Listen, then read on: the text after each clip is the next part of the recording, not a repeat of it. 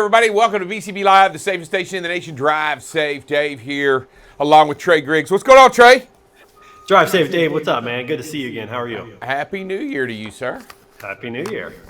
Have they figured out the House of Representatives yet? I cannot. It's driving me insane. I don't even pay attention to that right now. I honestly haven't even been paying attention to it. Have you not? Dude, they can't pick a speaker. They can't pick a speaker. It's 3 days. Oh, I did see that. But yeah, I don't know where it's they're at. driving me crazy. I'm telling you. And you know, the whole government shuts down with no speaker. I mean, really? Oh, yeah, absolutely, 100%. The House can't move. I know that. No committees are formed.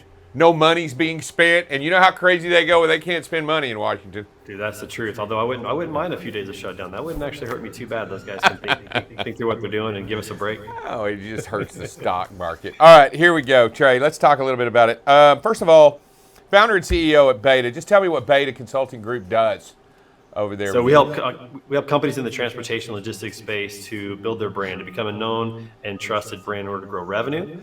We do that by helping them with their lead generation through search engine optimization. We help them build their brand through understanding their culture, their mission, their vision, their core values, how they're messaging internally, how they're messaging externally, what they're doing on social media. We help companies with blogs, creating content like client testimonials, video testimonials, all kinds of stuff that is all around building their brand to become known and trusted to grow their revenue. You know, and I'll tell you, it's not, you don't have to look very long and hard to understand how important it is that the transportation industry build a better image. I mean, it's just something that has to be done, and I think it's great that we're working on. Trey, if you could talk about last year, now that we've closed up last year, it was weird, to say the least. Why don't you not only describe last year to yourself and what you learned, but what you got out of it the most from last year? Yeah, I mean, I think the one word that I would use would be adventure. I mean, it was an incredible year. My first year as an entrepreneur, my first year in business, for myself and building a team.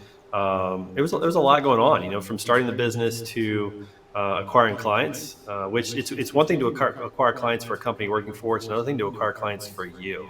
That's a whole new ballgame as a founder-led sales organization. Going in on podcasting, going all in, that was a blast. I absolutely love that. Found that to be a real joy for not only me, but providing positive content for a stressful industry like transportation was awesome. And then, just personally, I think that I became more self-aware of who I am, of my weaknesses and my strengths, and how to build around that. And for the business, I really started to understand what it means to provide value, which may sound like business 101, but providing value is really all the market will pay you for. And so, how can I provide more value to my clients, to my sponsors, to my network? How can I do that? And that's the focus this year for our business, is providing more value. Yeah, I get it. I mean, it does. You got to go in and say, okay, I can help you make you look good. And your first question is always going to be, well, what's it going to cost me?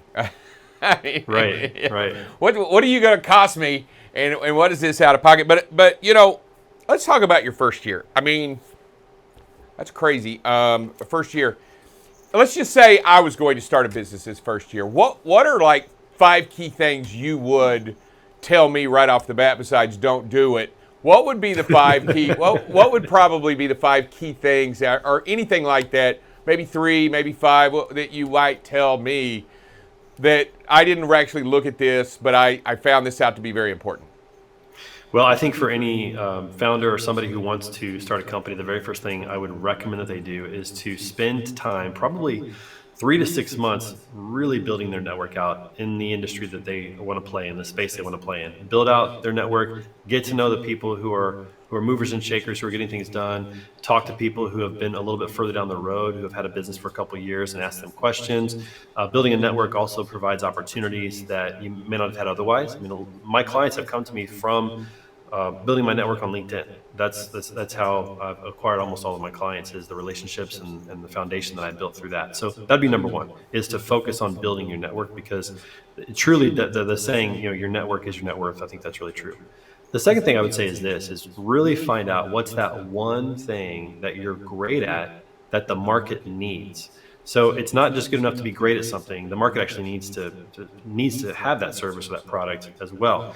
And so find out what that one thing is and really pour into that. I think too often founders, and myself included this year, I found myself doing a lot of things that are outside of my strengths And it ends up being an energy suck on me. It ends up being a time waster because I'm not efficient at it. I'm not very effective. So again, that self exploration of finding out what you're great at, where your struggles are, and then try to outsource and bring in help, whether it's hiring directly or maybe outsourcing through another vendor or partner. Those areas that you're not strong, and really stay in your sweet spot. That will get you a lot farther than trying to be a generalist and learning all these things.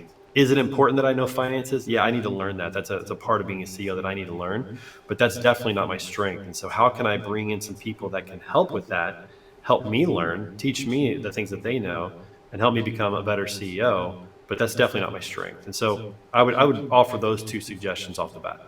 And as we sit here and we talk about this, you building you doing a podcast, obviously, and enjoying it, obviously you have a great deal of the ability to be a good communicator, right? I mean, if you're going to be a podcaster at some point, you got to develop some of your communication skills if you want to be able to get across your idea and then have listeners. I mean, at some point, you got to do that. Communication, how important that is, that not only with who you do and your new salespeople, but also also in your own team. Well, I'll say this. I think communication is the number one skill that an employee or an employer should look for in a new team member.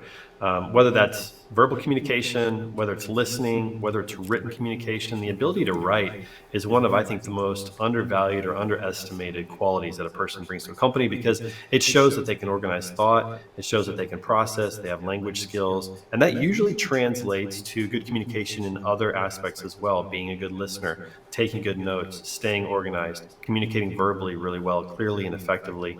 So that's the number one skill that I look at when I look at a prospective team member is, can they communicate? Can they write? And that's kind of an odd maybe thing to say, but I heard that, I started thinking about that, it made a lot of sense to me, and it's paid dividends for us. Yeah, I think that's great. I should introduce you to some of the guys over in the IT department. I don't even know if they know how to put 3 words together in a sentence. That's a specific skill. Maybe they don't need it as much, but certainly for branding and marketing, what we do. Yeah, I'm just saying, those guys over there, I'm like, complete sentences, guys. I don't know what you're saying. I just put them together. Words, right? Put a verb in there. Bullet points to get it done. That's good enough. And as we talk about communication, how has that played a significant role in you developing this podcast? Well, the goal of my podcast is threefold. It's to entertain, educate, and inspire. We are in a very stressful industry of transportation and logistics.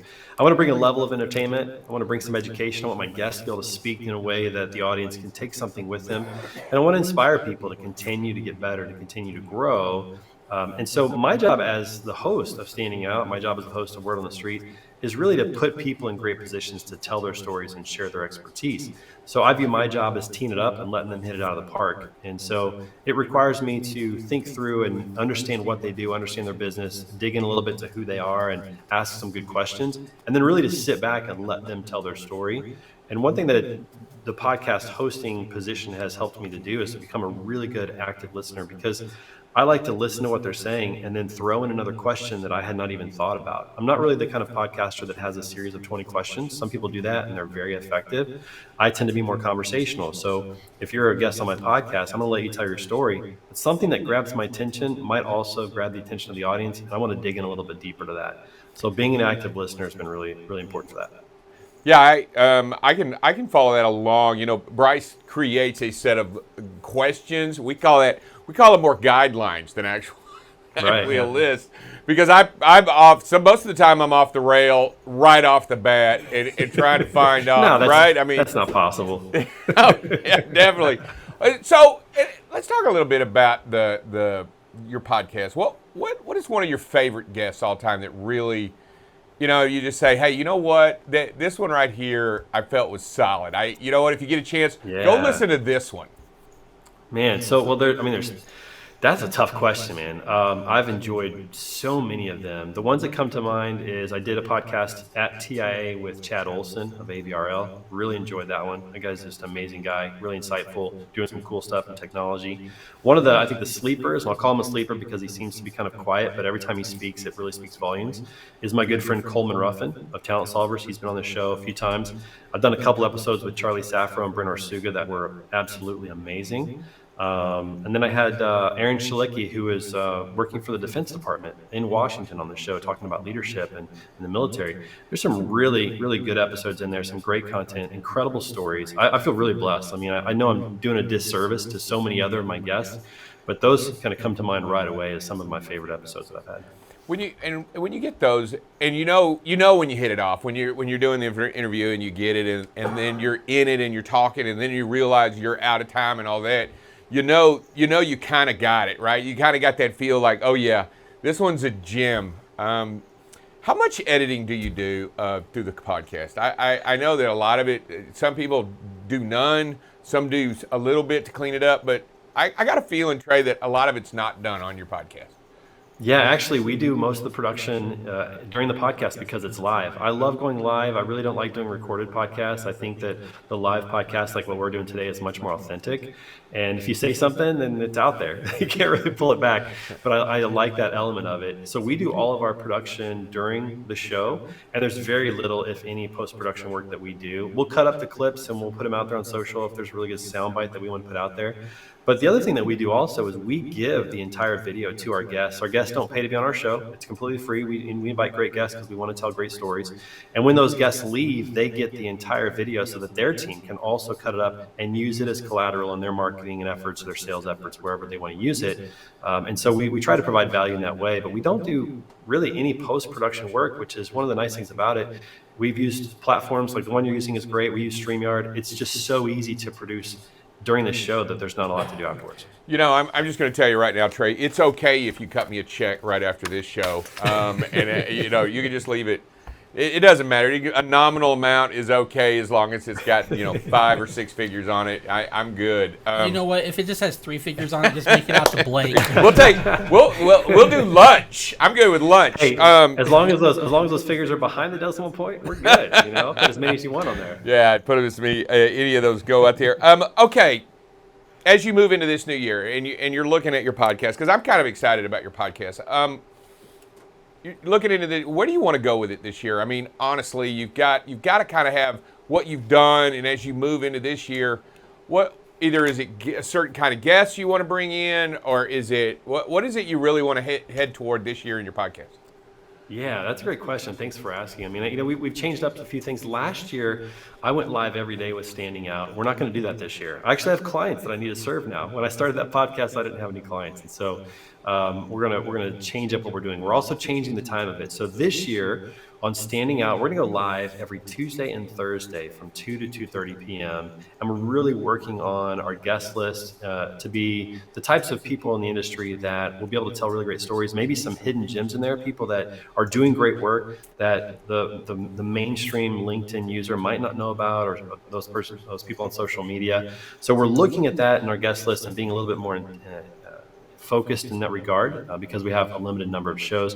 We're also going to add some new segments, have some fun with it. We always like to make sure that we make it comfortable for the guests and have some fun and laugh a little bit, and couple the education and the expertise content with some humor and some fun. So we're going to have some fun segments around that on Standing Out. On Word on the Street, we're going to keep ramping it up. The street crew is absolutely amazing. We've got about 25 logistics professionals that come in and out each week. We have a group of 10 each week, and we always bring in a special guest. And we've got some really great guests coming up. We've got Michael Vincent, formerly of Freightwaves, who's with Ocean Plastic Technologies now on. He'll be on this Friday. We've got Ricky Camacho of Freightvana. She's their all-star social media recruiter. She's going to be on. We've got several others that are going to be on the show as well from the industry, and we're continuing to work on that guest list as well. We may even add in a point system during our discussions this year to have a little fun with it. So we've got a lot of great things coming up on Standing Out. We're going to have, Chad Olson's going to be back on. We're going to have Jacqueline from Echo, one of my good friends who's just a phenomenal guy, great golfer. Eric Masadi is going to be on to talk about his 2023 predictions. He's from Trailer Bridge. Nate Laurie of RFX. And so many others. We're just really working on a great guest list. Wow, you have a tidal wave of content headed your way. It sounds like. We hope so. Yeah, no, I mean it does. It sounds great. Here's one last question for you. What have you gotten from your podcast? I mean, what has it brought home to you? I guess I can tell you what it does for me. We can go, but this isn't about me. This is about you. What does it do for you? Not only during it, but afterwards when you walk away from it. What does it do for Trey? Well, before I answer that question, let me also mention this. I've been doing a podcast with my good friend Hayden Allred. He's right down there in Dallas near you. We do a Monday morning workout called Iron Minds, a podcast at 6 a.m. every Monday. And it gets us out of bed and inspires other people to get their week started off right, to get their minds right. And so we encourage people to jump in on that one as well. We're going to have guests on that this year as well. It's a live workout, 6 a.m. every Monday morning called Iron Minds. And so I'm excited about that. But to answer your question of what do I get out of podcasting, I mean, this is my favorite thing to do every day because I get to hear stories and learn from some of the most amazing people in the industry. I love the fact that my audience gets to hear that. I want to put out good content for my audience. I want to provide value for my guests, give them a chance to tell their story and give them that video afterwards that they can use in their company. But selfishly, I mean, I feel like the luckiest guy in the room because I'm talking to these amazing people and getting to hear their stories and learn so much from them, many of which are founders or executives or CEOs who have walked my path before and can help me out. And it also just gives me the chance to continue to grow my network with amazing people. I think the biggest blessing that I got from 2022, honestly, were the people that I met. I met some of the most amazing people, grew the network, and many people who have become really good friends, who are people I know I could call if I'm in a jam with my business or can't figure something out. I know there's people I can call. And just knowing that tribe exists, that community exists is incredibly beneficial. And that all is attributed in many ways to the podcast. Well, I tell you what, I hope that this year is the best year that you have with your podcast as we move forward. I can't wait to hear more about it and to watch some of the episodes that are going to be coming up. The best way to watch your podcast is on LinkedIn or out there on most of the podcast areas, YouTube, any of those types of things? Yeah, so we go live on LinkedIn, Facebook, and YouTube, and all of those are stored, as green content on all those platforms. YouTube's probably the easiest way to go through all of them if you just want to go in and start doing that. We have playlists on our YouTube channel, and so that's probably the easiest way to go back and watch them all. But certainly to watch them live, I think LinkedIn is probably the best way to do that. And again, if you follow me on LinkedIn, you'll get a notification every time that we go live, so you can jump right in and leave us a comment and interact during the show. Well, I'll tell you what, Trey, I appreciate you jumping on today and talking to us, man. It's always a pleasure to have you on here to let us know. And being positive, uplifting, and ready to go, it's always great, and I do appreciate it. I hope you have a great and wonderful new year and exciting stuff going on for you. Do me a favor before you get out of here. I always ask our guests to state not only their name, who they're with, but that they're also watching BCB Live, the safest station in the nation. Can you do that for me? I will, but before I do that, thanks so much for having me on. It's good to see you. I look forward to hopefully getting Buckle Up Bob on the show next time. I haven't met him before. I saw him in the promo. I can't wait to see him. But here we go. Let's go ahead and say it. I'm Trey Griggs, founder and CEO of Beta Consulting Group, and you are watching BCB Live, the safest nation in the station. Oh, no, I said it backwards. Let me do it again. Here we go. This is Trey Griggs, founder and CEO of Beta Consulting Group, and you are watching BCB Live, the safest station in the nation. That's why we do it live every time, Trey. Right there for that very reason. But you never know what's going to happen. You never know. You never know. In fact, we're probably not even going to play. If I edit this at all, I'm going to for later content. I'm not even doing the right one. I'm only going to do the wrong one. I think that's the way to do it. All right, man. I do appreciate it. Hey, have a great day. See you. Drive safe, Dave. All right. Bye.